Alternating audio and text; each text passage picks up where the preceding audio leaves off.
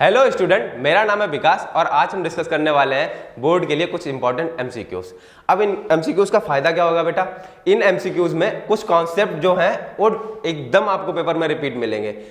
पूरा same to same question तो नहीं मिलेगा, बट आपको मैं ये एश्योरिटी दे सकता हूं कि इन क्वेश्चन से आपके कुछ कॉन्सेप्ट जरूर रिपीट होने वाले हैं। आप अगर इन क्वेश्चन को कर ले गए तो आप श्योर शॉर्ट में बोल सकता हूं कि 20 से 25 क्वेश्चन आप इजीली अपने एग्जाम में अटेम्प्ट कर पाएंगे। और इसका फायदा यही नहीं है कि बोर्ड एग्जाम के लिए आपको फायदा मिलेगा, इनका फायदा आपको सीयू सेट में भी देखने को मिलेगा और हमारा सबसे इंपॉर्टेंट एग्जाम नीट में भी इनका फायदा देखने को मिलेगा। तो चलिए बिना कुछ देरी किए हुए हम वन बाय वन ये 50 एमसीक्यूज की सीरीज को वॉच करते हैं, वन बाय वन डिस्कस करते हैं। और हाँ, कॉपी मेल लेके बैठ जाइए। जहां कहीं पे भी आपको बच्चा डाउट हो ना, आप कमेंट सेक्शन में मुझे बता सकते हैं। उसके बाद में मैं वहां पे आकर के आपको क्लेरिफाई करूंगा कि ये डाउट, उस डाउट को आपको क्लेरिफाई करूंगा कि इसका क्या सोल्यूशन हो सकता है। चलिए क्वेश्चन रीड करते हैं। पहला क्वेश्चन कहना चाह रहा है, which of the following enzymes catalyzing the removal of the nucleotide from the ends of the DNA. इन दिए गए जो ऑप्शंस हैं इनमें से ऐसा कौन सा एंजाइम है जो डीएनए को उसके एंड से कट करता है, डीएनए के टर्मिनल से कट कर रहा है। जैसे बेटा हमने बोला ये डीएनए के हमारे पास दो स्टैंड है, डबल स्टैंडर्ड डीएनए होता है हमारा। तो इसमें टर्मिनल से कहां से, ये टर्मिनल, ये बेटा क्या हुआ, एंड हुआ। यहां से अगर कोई एंजाइम कट कर रहा है तो ऐसे एंजाइम को क्या बोलते हैं हम, एक्सोन्यूक्लियेज। और अगर बेटा इस डीएनए मॉलिक्यूल के इन बिटवीन कट कर रहा है तब इस एंजाइम को क्या बोलेंगे, एंडोन्यूक्लियस। इन्हीं एंडोन्यूक्लियस को हम टर्मिनोलॉजी यूज करते हैं रेस्ट्रिक्शन एंजाइम्स या रेस्ट्रिक्शन एंडोन्यूक्लियस। और सी ऑप्शन क्या कह रहा है, डीएनए लाइगेज। बेटा हम पढ़ते हैं बायोटेक्नोलॉजी में डीएनए लाइगेज दो डीएनए मॉलिक्यूल को ज्वाइन करने का काम करता है, तो ये ऑप्शन तो हो नहीं सकता।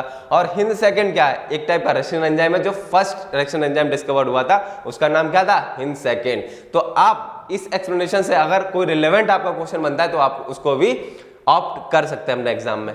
चलिए बेटा, अब मुझे उम्मीद है कि आपको ये क्वेश्चन समझ में आ गया होगा। नेक्स्ट क्वेश्चन डिस्कस किया जाए। चलिए नेक्स्ट क्वेश्चन कह रहा है, who among the following was awarded the Nobel prize for the development of PCR technique.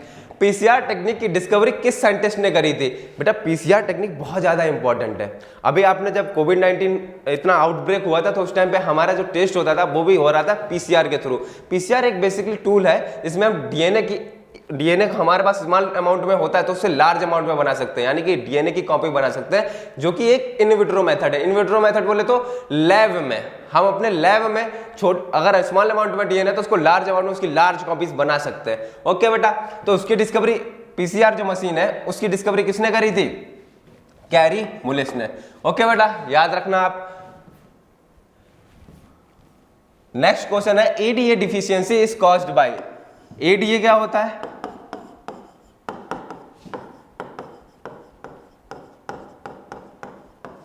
Adenosine deaminase एक एंजाइम होता है बेटा। क्या होता है, एक एंजाइम होता है। इसकी कमी से एक डिजीज कॉज होता है जिसे बोलते हैं हम SCID, severe combined immuno deficiency. मतलब एक इम्यून डिसऑर्डर होता है, ऑटो इम्यून डिसऑर्डर, जिसमें हमारी इम्यूनिटी में काफी ज्यादा इंपैक्ट देखने को मिलता है, हमारा इम्यून सिस्टम काफी वीक हो जाता है। वो किस वजह से होता है, एडीए एंजाइम की डिफिशियंसी कब होगी बेटा, जब हमारे डीएनए में क्या होगा, डिलीशन टाइप की म्यूटेशन होगी। किस टाइप की म्यूटेशन होगी, डिलीशन टाइप की म्यूटेशन। अगर हमारे डीएनए मॉलिक्यूल में डिलीशन टाइप की म्यूटेशन होती है तब हमारे में एडीए एंजाइम की डिफिशियंसी देखी जाती है, जिससे एक डिसीज कॉज होता है, उसे बोलते हैं SCID, severe combined immuno deficiency.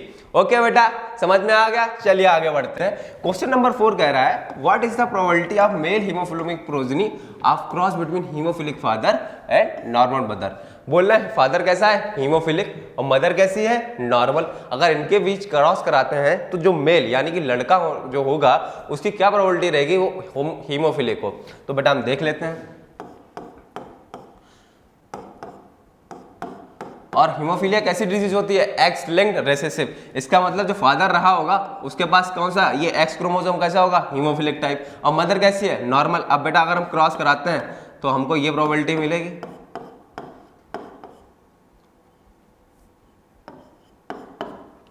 और एक्स बाई और एक्स बाई।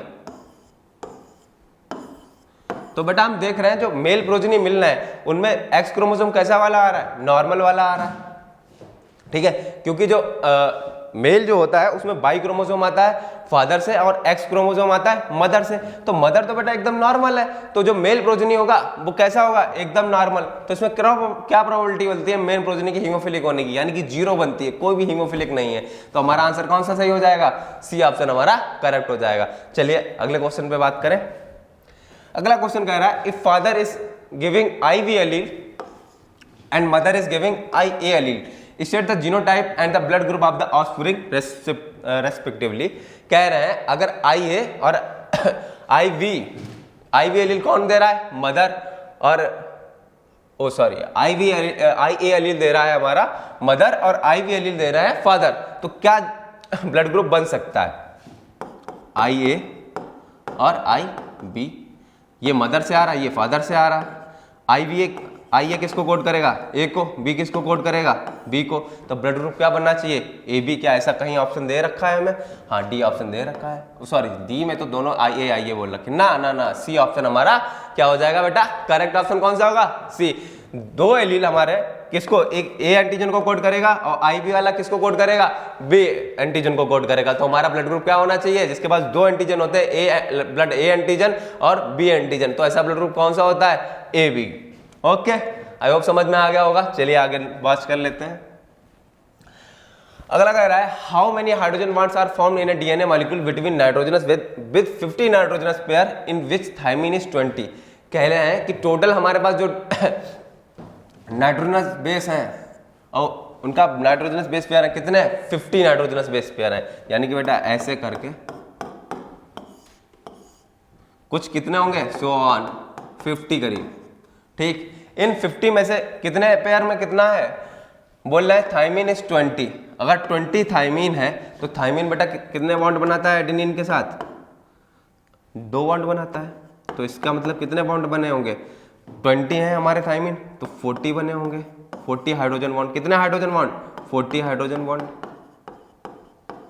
रिमेनिंग कितने न्यूक्लियोटाइड कौन से हो सकते हैं, ग्वानिन हो सकता है, साइटोसिन हो सकता है। अगर हम मानते हैं कि हमारे पास ग्वानिन कितने हैं, 30, तो 30 ग्वानिन कितना साइटोसिन के साथ बॉन्ड बनाता है, ट्रिपल बॉन्ड बनाता है। तो हमने कहा 30 के साथ 3 का मल्टीप्लाई कर दिया, कितना आया 90 प्लस 40 कितना हुआ 130। क्या ऐसा कोई ऑप्शन शो हो रहा है, हाँ बेटा डी ऑप्शन शो हो रहा है। तो कौन सा ऑप्शन करेक्ट हो जाएगा हमारा, डी। ये कौन से फॉर्मूले से लगा, 4 गैफ लॉ से लगा। ओके ठीक है, आगे बढ़ते हैं। अगला क्वेश्चन कह रहा है hormone responsible for causing stronger uterine contraction. इनमें से कौन सा हार्मोन है जो यूट्राइन कॉन्ट्रैक्शन के लिए, स्ट्रॉन्ग यूट्राइन कॉन्ट्रैक्शन के लिए रिस्पॉन्सिबल है। तो oxytocin is responsible for stronger uterine contraction. Okay, next question discuss करते हैं। Name the cells which provide nourishment to the spermatogonia. अगर बेटा हम स्पर्मेटोजेनेसिस की प्रोसेस पढ़ते हैं तो हम वहां पे पढ़ते हैं कि स्पर्म को नरिशमेंट कौन सी सेल प्रोवाइड करती हैं। तो हमारा सीधा इंफॉर्मेशन बेस्ड क्वेश्चन हो गया, सर्टोली सेल्स। कौन सी सेल, सर्टोली सेल्स स्पर्मेटोगोनिया को नरिशमेंट प्रोवाइड करती हैं। नेक्स्ट क्वेश्चन डिस्कस कर लेते हैं। नेक्स्ट क्वेश्चन कह रहा है असर्शन है pollen grains are found in the form of fossils. Pollen grain fossils की फॉर्म में देखे जाते हैं, ऑब्वियस सी बात है। रीजन क्या दे रहा है, sporopollenin is seen in its outer layer. जो हमारे बेटा पॉलन ग्रेन्स रहते हैं उनमें स्पोरोपोलन आउटर कवरिंग रहती है और ये स्पोरोपोलन काफी हार्ड कवरिंग रहती है। इस वजह से हमारे जो पोलन ग्रेन है वो डिस्ट्रॉय नहीं होते हैं और एज ए फॉसिल्स हमें पाए जाते हैं रॉक्स में छुपे हुए। कभी कभी जब फॉसिल्स की स्टडी की जाती है तो पता चलता है कि ये पोलन ग्रेन है। तो पोलन ग्रेन क्यों फॉसिल की तरह मिलते हैं हमें, क्योंकि उन पे आउटर जो कवरिंग होती है वो स्पोरर पोलन की होती है और स्पोरर पोलन बहुत हार्ड सब्सटेंस है। ओके बेटा, तो इसका ऑप्शन देख लेते हैं कौन सा सही होगा। Assertion A is reason and are both are correct. Okay, दोनों करेक्ट है। क्या आर इज नॉट करेक्ट, ना ना, assertion A and reason are both are the correct explanation. Are is explanation for a. तो ऑप्शन कौन सा सही हो जाता है बेटा, सी ऑप्शन करेक्ट हो जाता है। 10th क्वेश्चन कह रहा है mammals from colder climate generally have shorter ear and limbs to minimize heat loss, which option will be correct. तो बेटा हमें क्या देखने को मिलता है कि कोल्डर क्लाइमेट में जो मैमल्स होते हैं उनके ईयर और लिम्स छोटे देखने को मिलते हैं।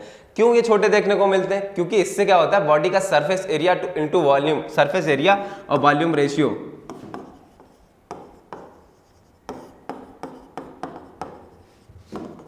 सरफेस एरिया वॉल्यूम रेशियो क्या हो जाता है, कम हो जाता है।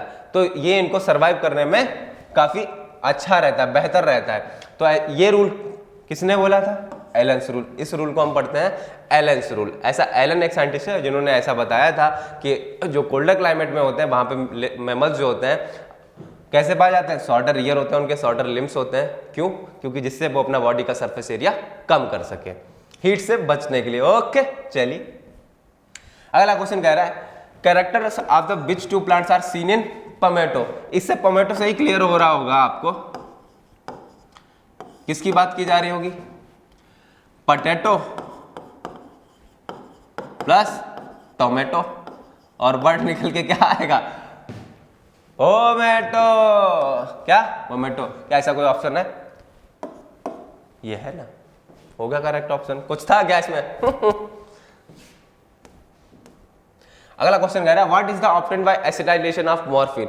मॉर्फिन का एसिटाइलेशन करने पे हमको इनमें से कौन सा ऐसा प्रोडक्ट है जो देखने को मिलता है? तो बेटा इन्फॉर्मेशन में सीधा क्वेश्चन है, हमारी एनसीईआरटी की लाइन कहती है कि मॉर्फिन का एसिटाइलेशन करने पे हमको हीरोइन ऑब्टेन होती है। क्या मिलती है बेटा? हेरोइन मिलती है। ये वो वाली हीरोइन नहीं, बॉलीवुड वाली, ये केमिकल है ड्रग वाला, समझे? इसको लेने से क्या नशा होता है, खतरनाक वाला, इसको जरा हल्के में मत लीजिएगा, ठीक है? क्या है एसिटाइलेशन का मॉर्फिन में क्या मिलेगा? हेरोइन मिलेगा, ठीक है, जो क्या है बेटा? एक ड्रग है। Which disease shows symptoms like anxiety, sickness, nausea और स्वीटिंग। चिंता, बॉडी की शिवरिंग करना, नोजिया, अनइजीनेस बॉडी को फील होना, स्वीटिंग हमारी बॉडी बहुत ज्यादा पसीना निकल रही हो। तो ऐसी सिचुएशन हमें कब देखने को मिलती है? जब हमारा विड्रॉल सिंड्रोम हो, यानी कोई भी टाइप का व्यसन यानी कि नशा हम अगर छोड़ना चाहते हैं तो हमें इन सब टाइप के सिम्टम्स देखने को मिलते हैं। तो भाई नशा वशा नहीं करो वरना छोड़ना बहुत मुश्किल है, ठीक है? Which peptide is not present in mature insulin. Last time जो हमने क्वेश्चन डिस्कस किए थे उनमें मैंने बताया था कि एक ए चेन रहती है, एक बी चेन रहती है, उनमें एक सी पेप्टाइड को अगर हम रिमूव कर देते हैं तो हमें क्या मिलता है? मैच्योर फॉर्म ऑफ इंसुलिन मिलता है। तो रिमूवल ऑफ सी पेप्टाइड, तो देखो कौन सा ऑप्शन है? तो मैच्योर इंसुलिन में हमें जिसका रिमूवल कर रहे हैं तो वो मैच्योर इंसुलिन में नहीं मिलेगी ना, तो कौन सी? सी पेप्टाइड हमको नहीं मिलेगी, किसमें? मैच्योर इंसुलिन में। ओके, अगला क्वेश्चन क्या कह रहा है? ELISA is based on which principle. ELISA किस प्रिंसिपल पे बेस्ड है? सीधा सिंपल आंसर है इसका, एंटीजन एंटीबॉडी के इंटरेक्शन पे हमारा एलाइजा बेस्ड है। बाकी आप देख लीजिए कैसे गलत कर सकते थे। पॉलीमरेज चेन रिएक्शन जिसमें क्या करते हैं हम डीएनए का बहुत सारी कॉपीज बनाते हैं, जो कि इन विट्रो लैब में एक टेक्निक के थ्रू, जो कि हमने पहला क्वेश्चन ही डिस्कस किया था। रिकॉम्बिनेंट डीएनए टेक्नोलॉजी आरडीटी, जिसमें हम क्या करते हैं अपना डिजायर्ड डीएनए मॉलिक्यूल को वेक्टर के अंदर इंट्रोड्यूस करा करके होस्ट के अंदर इंट्रोड्यूस करा देते हैं, ठीक है? अगला को और जेल इलेक्ट्रोफोरेसिस, इसमें क्या करते हैं हमने डीएनए को रन कराते हैं, ग्रॉस जेल एक बनाते हैं और उसमें हम क्या करते हैं डीएनए को रन कराते हैं। उसके बाद से हमें बैंड मिलते हैं कि जो जितना लाइट रहा होगा डीएनए का मॉलिक्यूल वो उतना फास्ट मूव करेगा, और जो जितना हैवी रहा होगा वो उतना धीमे धीमे मूव कर रहा होगा। ओके, ये हम चार्ज और मास के रेशियो के बेस पे हम करते हैं। खैर वो बात तो हम बाद में करेंगे, अभी हम क्वेश्चन का आंसर बता दिया मैंने। क्या है? एंटीजन एंटीबॉडी इंटरेक्शन के बेस्ड पे एलाइजा काम करती है। एलाइजा क्या है? एंजाइम लिंक्ड इम्यूनोसॉर्वेंट एसे। ओके, इसका नाम भी पूरा पूछा जा सकता है, तो क्या होता है? एंजाइम लिंक्ड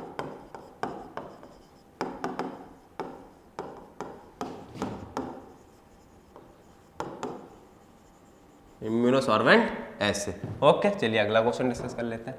अगला क्वेश्चन कह रहा है which vitamin is more in golden rice. Golden rice ऐसी कौन सी विटामिन है जो गोल्डन राइस में सबसे ज्यादा मात्रा में देखी जाती है? तो बेटा विटामिन ए सबसे ज्यादा देखी जाती है। इसी वजह से हमने गोल्डन राइस का प्रोडक्शन बहुत ज्यादा रेट पे किया था, क्योंकि उसमें विटामिन ए की कमी हम पूरी कर सकते थे। Okay, the correct equation for Verhulst Pearl logistic growth. Logistic growth के लिए इनमें से कौन सी जो इक्वेशन है वो करेक्ट है? लास्ट टाइम हमने शायद लॉजिस्टिक ग्रोथ की बात, ग्रोथ कर्व की बात करी थी। इस बार हम क्या उसके साथ आए, इक्वेशन के साथ। तो देख लो बेटा ध्यान से, जब हमारे पास रिसोर्सेज अनलिमिटेड नहीं होंगे तो हमारा फॉर्मूला होगा R into N K minus N upon K. K क्या है हमारी बेटा? Carrying capacity.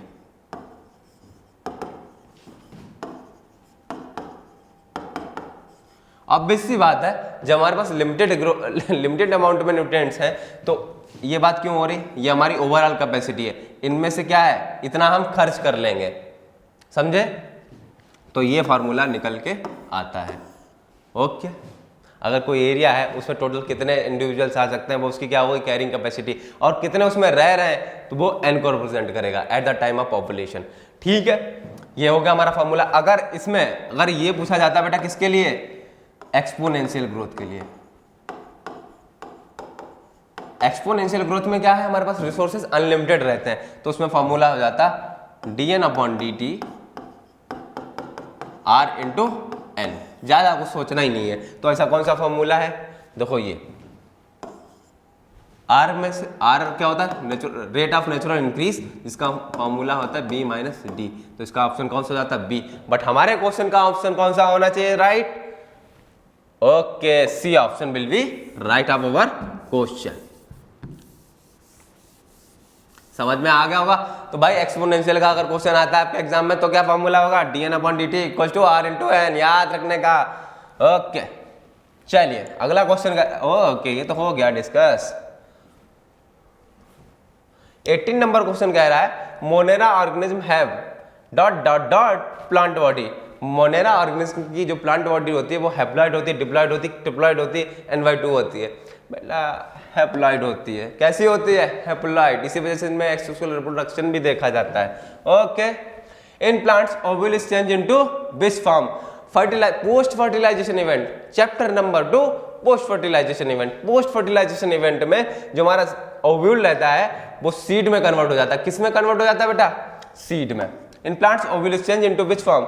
सीड। ओव्यूल किस में कन्वर्ट होगा? सीड में। और जो हमारी ओवरी होती है वो किस में कन्वर्ट हो जाती है पोस्ट फर्टिलाइजेशन इवेंट में? फ्रूट में। याद रखने का, किस में? फ्रूट में। ओके, 20 क्वेश्चन कह रहा है which hormone is associated with parturition. Parturition के साथ रिलेटेड है हमारा ऑक्सीटोसिन हार्मोन। ठीक है, और ऑक्सीडेशन को कौन सिग्नल देगा रिलीज होने के लिए? Hypothalamus gland. कौन सी gland? Hypothalamus gland. In India family planning programme were initiated in 1951। 1951 में क्या रिलीज किया गया था? फैमिली प्लानिंग प्रोग्राम, जो कि इंडिया में क्या हुआ था? सिर्फ इनिशिएट ही किया था, लागू तो कुछ हुआ ही नहीं है। देख रहे हो ना इंडिया की पॉपुलेशन। तो खैर वो तो सब बात की बात है, लेकिन कब लागू हुआ था in India family planning programme? कब इनिशिएट किया गया था? 1951 में। Okay, in periodic abstinence the couple should avoid from the coitus from day dot dot dot of the menstruation cycle. कौन से दिनों में क्वाइटस को अवॉइड करना चाहिए कि प्रेगनेंसी ना हो? तो ऐसे कौन से डेज अवॉइड करने चाहिए? 10 to 17, सॉरी बेटा, 10 to 17 डेज। ऐसा क्यों? क्योंकि ऐसा इसलिए कि 14 डे पे क्या होता है? ओवुलेशन। ओवुलेशन के 3 दिन इधर कितना हो जाएंगे? 10 के करीब हो जाएंगे। 12, 13, 12, 11 और 10, और इधर पे 15, 16, 17। और हमारी स्पर्म की बायोबिलिटी कितनी होती है? 48 आवर्स, बट समटाइम्स माना जाता है 72 आवर्स तक की बायोबिलिटी देखी जाती है। अगर इंटरकोर्स 10 को भी हुआ तो भी पॉसिबिलिटी बनती है किसकी बेटा? प्रेगनेंसी की। तो क्या चाहेंगे कि 10 से 17 के दिनों के बीच में हम प्रेगनेंसी को यानी कि क्वाइटस को अवॉइड करें, जिससे प्रेगनेंसी लीड ना हो। ओके, तो इसका ऑप्शन कौन सा करेक्ट हो जाएगा? A option. चलिए अगला को नेक्स्ट क्वेश्चन हम डिस्कस करते हैं। नेक्स्ट क्वेश्चन कह रहा है which dash used to be very effective as emergency contraceptive। Emergency contraceptive जो बेटा पिल्स आती है मार्केट में, वो किसका कॉम्बिनेशन होती हैं? प्रोजेस्टेरॉन और एस्ट्रोजन का कॉम्बिनेशन रहती हैं, और इनको अवॉइड करना चाहिए क्योंकि इनके कॉम्प्लिकेशन बाद में देखने को मिलते हैं। तो ठीक है, ये सब तो हमें पढ़ाया गया है। Transfer of an ovum called from a donor into the fallopian tube is known as. पूछ रहे हैं कि ओवम का हमने डोनर से कलेक्ट करके फैलोपियन ट्यूब में इंट्रोड्यूस करा दिया, तो इस टेक्निक को क्या बोलते हैं? इस टेक्निक को बोलते हैं बेटा हम जिफ्ट। जिफ्ट बोले तो gamete intra fallopian tube transfer. ठीक है, क्या बोलता है? अब ओवम क्या है बेटा हमारा? एक गैमीट है। ठीक है, क्लियर हो गया? अरे हो गया तो अच्छी बात है ना। कोई कौन पढ़ाएगा तुमको, और हम पढ़ा रहे हैं इस टाइम पे, आएगा देखना बोर्ड में, यही सबसे रिपीट होगा। खैर 25 मेंडल डायएवरेट रेशियो। मेंडल का जो डायएवरेट रेशियो था वो क्या होगा? क्या है भाई मेंडल का डायएवरेट रेशियो? अरे 9:3:1 प्रिंसिपल ऑफ इनहेरिटेंस। हाँ भाई 3:1 क्या है? फिनोटाइपिक रेशियो होता है हमारा। क्या होता है? 3:1। अगर इसको 3:1 से मल्टीप्लाई करते हैं हम तो क्या देखने को मिलता है? 9:3:1। यही बस हो गया आंसर हमारा। क्या है? 9:3:1। बस कुछ था क्या? अगला क्वेश्चन डिस्कस करते हैं। The coding sequence of genes is known as. Genes के कोडिंग सीक्वेंस को क्या बोलते हैं? एक्सॉन। और जो किसी को कुछ नहीं कोड करता उसे क्या बोलते हैं? इंट्रॉन्स। देखो ये है हमारा डीएनए। डीएनए में अगर ये वाला जो रीजन है क्या बना रहा है? एमआरएनए। और ये एमआरएनए फर्दर क्या बना दे? प्रोटीन। क्या बनाते? ये एमआरएनए क्या बनाते? Further protein. तो हम क्या बोलेंगे इस रीजन को? एक्सॉन। और जो रीजन जिसका कोई यूज नहीं है उनको क्या बोलते हैं? इंट्रॉन्स। क्या बोलते हैं? इंट्रॉन्स। ओके, हो गया क्लियर? चलो आगे बढ़ते हैं। अरे अरे अरे आगे अगला क्वेश्चन कह रहा है dash dash is the example of autoimmune disease. इनमें से कौन सा एग्जांपल है जो ऑटोइम्यून डिजीज का? सीधा simple information based question, rheumatoid arthritis. Okay, और बाकी देख लो भाई, मलेरिया कौन कॉज करता है? कैंसर कैसे होता है? एड्स कैसे होता है? एचआईवी से होता है। मलेरिया कैसे होता है? प्रोटोजोन से होता है। ठीक है, कैंसर कैसे होता है? कुछ वायरस से भी होता है। और अगर हमारा सेल डिवीजन अनकंट्रोल्ड होता है तब हमारा कैंसर हो जाता है। ठीक है, तो इसका आंसर ऑटोइम्यून डिसऑर्डर इनमें से कौन सा है? सिर्फ एक, रूमेटॉइड आर्थराइटिस। चलिए आगे डिस्कस कर लेते हैं। Which microbes are used for the production of curd from the milk. हमारे जो कर्ड होता है उसमें कौन से बैक्टीरिया देखने को मिलते हैं? लैक्टोबैसिलस। और लैक्टिक एसिड बैक्टीरिया उन्हीं को बोलते हैं, लैक्टिक एसिड प्रोड्यूस करते हैं। ऑप्शन हो गया हमारा बी। कुछ था क्या? अगला question, the puffed up appearance of the idli and dosa dough is due to the production of which gas. Idli और डोसा का जो डफ बनाते हैं उसमें वो पफी जो उसका पफ जो नेचर देता है वो किस गैस की वजह से होता है? डोसा इडली का नाम लिया मुंह में पानी आया ना। खैर वो होता है CO2 गैस की वजह से। किसकी वजह से? CO2 गैस की वजह से। मजा आ रहा कि नहीं आ रहा? मजा आ रहा तो आगे बढ़ते हैं। अरे अरे अरे अरे ये क्या हो गया? अरे आ गया भाई, आ गया। मुझे तो गड़बड़ सा लगा था। Best bacteria is responsible for production of biogas. Biogas का प्रोडक्शन कौन से बैक्टीरिया करते हैं? मेथेनोजेंस करते हैं। कौन से बैक्टीरिया? मेथेनोजेंस करते हैं। ठीक है। The separated DNA fragment are stand by. जो सेपरेटेड हमारे डीएनए फ्रेगमेंट होते हैं, जैसे कि एग्रॉस इलेक्ट्रोफोरेसिस थोड़ी देर पहले जो बात की थी, उसमें क्या करते हैं? डीएनए के बैंड को हम सेपरेट करते हैं। उनको हमें देखने के लिए क्या करना चाहिए? ऐसे देखने के लिए क्या करना पड़ेगा? एथिडियम ब्रोमाइड डाई से पहले कलर करना पड़ेगा। और फिर एथिडियम ब्रोमाइड डाई से कलर करने के बाद हम जाएंगे यूवी ट्रांस इल्यूमिनेटर के पास, जिसमें क्या उसके ऊपर से यूवी पास करेंगे और फिर हमको कैसा कलर दिखेगा? ऑरेंज ऑरेंज से बैंड दिखेंगे। खैर मेरे पास तो रेड कलर है भी। कैसे बैंड दिखेंगे? ऑरेंज कलर के बैंड दिखेंगे। और तो डीएनए को विजिबल करने के लिए हम किस डाई से स्टैंड करते हैं? एथिडियम ब्रोमाइड से। ओके, अगला question, in which period of menstrual cycle chances of fertilization are very high in women? 10 to 17 days. Okay, सबसे ज्यादा तो लास्ट टाइम भी यही क्वेश्चन अभी हमने डिस्कस किया था। Full name of DDT. DDT का पूरा नाम डाइक्लोरो डाइफिनाइल ट्राइक्लोरोएथेन। ये तो केमिस्ट्री वाले अच्छे से बता सकते थे, लेकिन मैं फिर भी बता रहा हूँ। क्रेडिट किसको जाना चाहिए? मुझको। तो बेटा डीडीटी का क्या है पूरा नाम? डाइक्लोरो डाइफिनाइल ट्राइक्लोरोएथेन, जो कि क्या है? बायोडिग्रेडेबल नहीं है, इसी वजह से इसको बैन किया गया। पहले क्या था? मॉस्किटो वगैरह को भगाने के लिए इसका छिड़काव किया जाता था, लेकिन अभी गवर्नमेंट ने इसको बैन कर दिया। क्यों? क्योंकि ये नॉन बायोडिग्रेडेबल है, इसको हम डिग्रेड नहीं कर पाते हैं इजीली। खैर इसका नाम क्या था? हमसे ये पूछा गया था, तो इसका नाम है डाइक्लोरो डाइफिनाइल ट्राइक्लोरोएथेन। अगला क्वेश्चन है, frequency of heterozygous gene in the Hardy Weinberg principle is represented by. Hardy Weinberg principle में होमोजाइगस फ्रीक्वेंसी की बात करी गई और होमोजाइगस, हेट्रोजाइगस, और हमें से क्वेश्चन पूछा गया है हेट्रोजाइगस के बारे में। तो फॉर्मूला ये बताया गया था P square plus Q square plus 2p Q equals to 1। ये हमारा अगर हम बोलते हैं डोमिनेंट के लिए है, ये रिसेसिव के लिए है, और ये किसके लिए है, हेट्रोजाइगस के लिए, कंडीशन के लिए। तो फॉर्मूले में से आंसर आपको याद आ जाना चाहिए, क्या होना चाहिए, 2pq हेट्रोजाइगस के लिए। चलिए अगला क्वेश्चन डिस्कस करते हैं। Phenotypic ratio of dihybrid cross. Dihybrid cross का फिनोटाइपिक रेशियो क्या होगा? अभी थोड़ी देर पहले यही क्वेश्चन हमने डिस्कस किया था, उसमें बस क्या था, फिनोटाइपिक की बात नहीं करी गई थी, लेकिन पूछा तो डाई हाइब्रिड का रेशियो था तो उसमें अंडरस्टूड था, और तो ऑप्शन मिल नहीं रहे थे, तो हमारा ऑप्शन इसमें भी क्या होगा, 9:3:1। चलिए अगला क्वेश्चन। चलिए क्वेश्चन नंबर 36 को डिस्कस करते हैं। क्या कहना चाह रहा है, which enzyme is taking part in the joining of DNA fragments during replication. कुछ था क्या पूछ रही है? अभी थोड़ी देर पहले तो डिस्कस किए थे, सारे एंजाइम के फंक्शन बताए थे हमने आपको, तो देख लो क्या आ गया, देखो यहीं पे रिपीट हो गया कॉन्सेप्ट। रेप्लिकेशन के टाइम पे 2 डीएनए फ्रेगमेंट को ऐड करने के लिए हमारा एंजाइम यूज होता है डीएनए लाइगेज। अगर ये ऐसे 2 फ्रेगमेंट होते हैं, इनके बीच कौन सा बॉन्ड अगर हमें बनाना, फास्फोडाइस्टर बॉन्ड बनाने के लिए हम क्या करेंगे, एंजाइम लेकर आएंगे DNA ligase. Okay, which are the following microorganism responsible for pneumonia.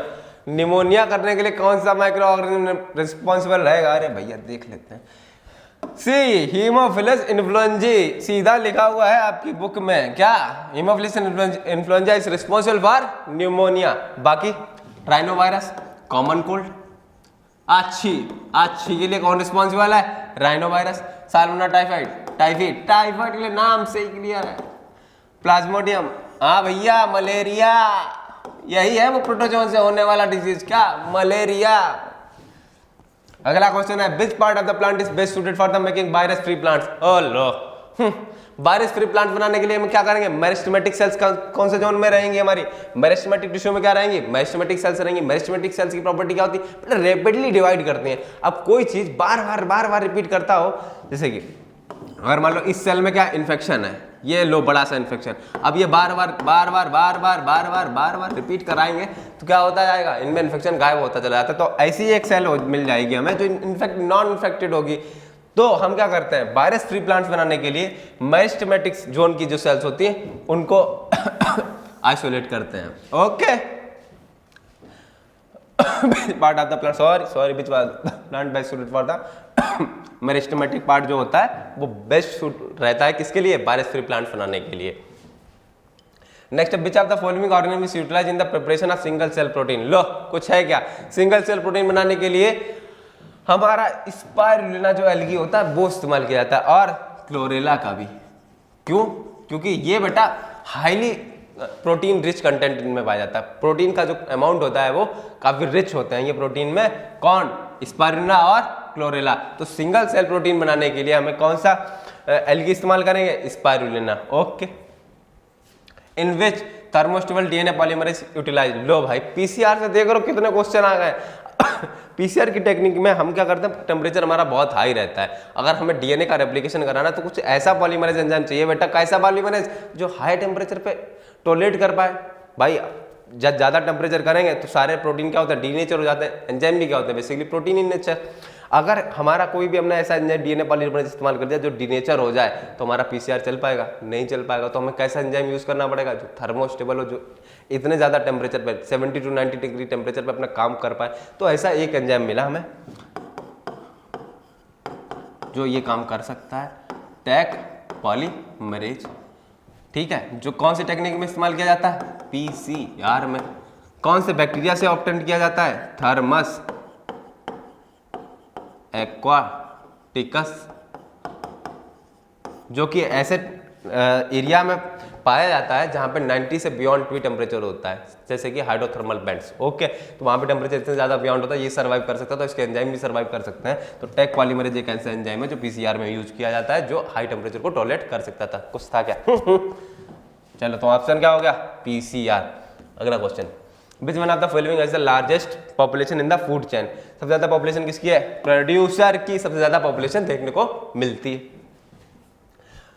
In status पर UV rays react with the chlorofluorocarbons and release CFC gas, ये जो AC चलाते हो तुम, जो फ्रिज चलाते हो, उनसे यही रिलीज होती है। इनसे फिर कौन बाइंड अप करता जा करके, अगर इनसे बाइंड कर लिया यूवी रेज इनके ऊपर पड़ी तो ये किस में टूट जाएंगे, क्लोरीन मॉलिक्यूल देंगे। कौन सा मॉलिक्यूल देंगे, किसका मॉलिक्यूल देंगे, क्लोरीन मॉलिक्यूल देंगे।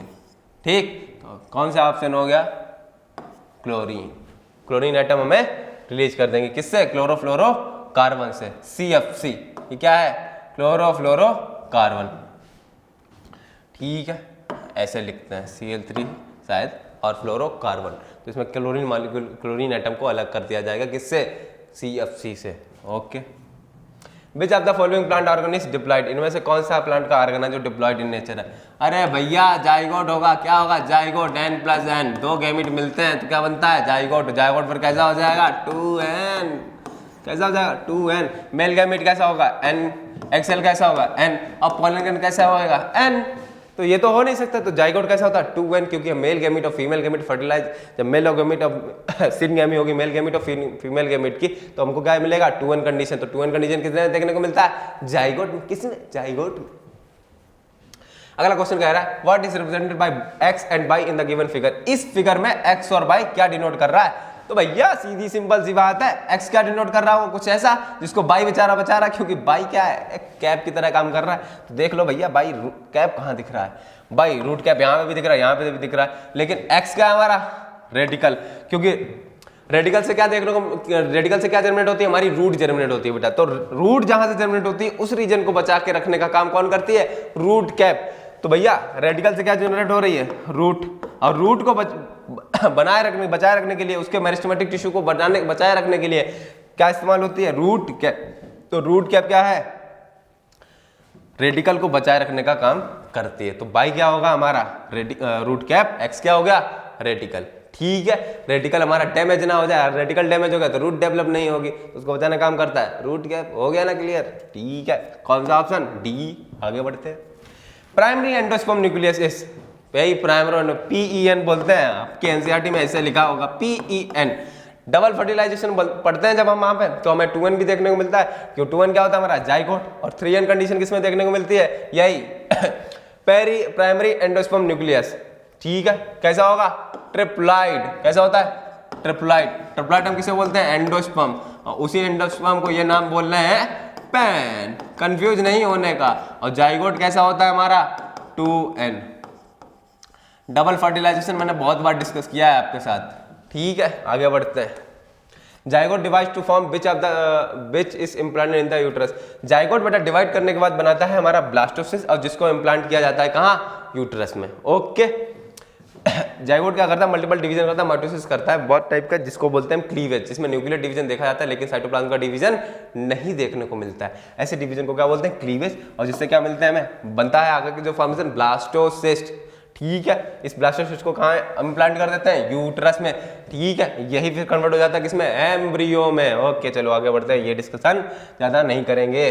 सैली पिल्स डिस्कवर्ड बाय, ऐसा कौन सा इंस्टीट्यूट है, ऐसी कौन सी लैब है जहाँ पे सैली पिल्स की डिस्कवरी हुई थी। ये पिल्स क्या है, ये वही पिल्स हैं जिनमें प्रोजेस्टेरोन और एस्ट्रोजन का कॉम्बिनेशन रहता है। ठीक है, कौन सा, CDRI, Central Drug Research Institute Lucknow. क्या, Central Drug Research Institute Lucknow. ठीक है, आगे बढ़े, government of India legalized MTP कब लीगलाइज्ड हुई थी इंडिया में, 1971। ठीक है, इंफॉर्मेशन बेस्ड है, रट जाओ। Sexually transmitted infection are commonly seen in age group of, हाँ भैया किन में देखने को मिलते हैं, तो ये भैया देखने को मिलते हैं 15 से 24 साल एज के इन बिटवीन 15 से 24 के बीच में क्या देखने को मिलता है, सेक्सुअली ट्रांसमिटेड इन्फेक्शन या सेक्सुअली ट्रांसमिटेड डिजीज।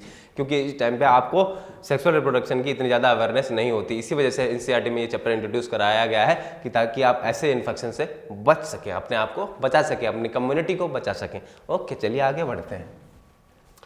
अगला क्वेश्चन कह रहा है 50, अरे भैया मैच करना है, चलो भाई मैच करा देते हैं। The outermost whorl of the flower, सबसे आउटर मोस्ट फ्लावर की होल कौन सी होती है, कैलेक्स। क्या, कैलेक्स। और कैलेक्स की यूनिट क्या होती है, सेपल। ठीक है, the second accessory whorl of the flower, second whorl कौन सी होती है भैया, एसेसरी। ओके, एसेसरी है तो मतलब ज़्यादा क्या कलरफुल होगी, यही है पेटल्स, है पेटल्स को बोलते हैं, ठीक है। उसके बाद the essential outer whorl of the flower, the innermost whorl of the flower. Innermost, देखो भाई इनर मोस्ट हमारा गाइनोसियम होता है, छुपा छुपा, यानी कि फीमेल रिप्रोडक्टिव ऑर्गन बोले तो गाइनोसियम। लो भाई लिख रखा है, इसकी यूनिट क्या होती है, कार्पल्स। ओके, उसके बाद में the essential outer whorl of the flower, outer भी है इसेंशियल भी है, तो कौन हुई, स्टेमन, एंड्रोसियम। इसकी यूनिट क्या होती है, स्टेमन्स, ठीक है। स्टेमन्स पे क्या होते हैं, हमारे पॉलन ग्लैंड्स मिलते हैं, यहाँ कार्पल्स में क्या होते हैं, हमारे ओवरी होती है। तो भाई अब बाकी तो तुम जानते ही हो, sexual reproduction in flowering plant में पढ़ाई है आपने कि किस तरीके से इनके बीच फर्टिलाइजेशन होता है, ठीक है। देख लेते हैं, सही है सब, सब सही है, ओके, सब समझ में आ गया होगा, आ गया है तो ठीक है, अगले लेक्चर का इंतजार करो। खैर हाँ, थैंक यू वेरी मच। अब इस लेक्चर को अच्छे से आप डिस्कस कर सकते हैं और एक बार फिर से वॉच आउट कर सकते हैं। अगर कहीं पे आपको डाउट हो तो आप कमेंट में बता सकते हैं मुझे, और वीडियो अच्छा लगा तो लाइक कर दो, ठीक है। चलिए चलते हैं, बाय।